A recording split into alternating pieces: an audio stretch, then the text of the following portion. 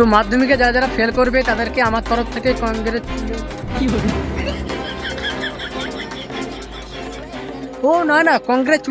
Congratulation. আর যারা যারা fail করবে তাদেরকে আমার তরফ থেকে ভেরি ব্যাড।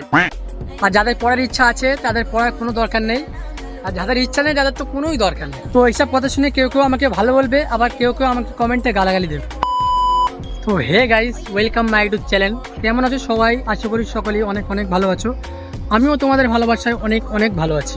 তো তোমরা টাইটেল এন্ড থাম্বনেল দেখে বুঝতে পেরেছো ভিডিওটা কি হতে চলেছে। ব্যাপারটা হলো মাধ্যমিকের 2 তারিখে রেজাল্ট আউট হবে।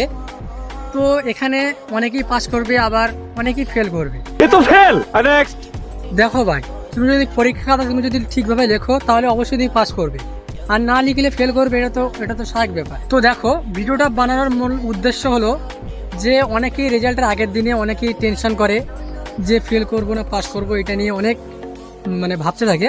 তো তার জন্য ভিডিওটা বেসিক্যালি বানানো। তো এবার যাই হোক, কমেন্টে কেউ গালাগালি দেবে না, এটা আশা করা যায়। আর ভিডিওটা যদি ভালো লেগে থাকে তাহলে অবশ্যই বন্ধুদের কাছে বেশি বেশি করে শেয়ার করবে। আর পরীক্ষায় কে কত নাম্বার পাবে তা অবশ্যই কমেন্টে জানাবে। বাই।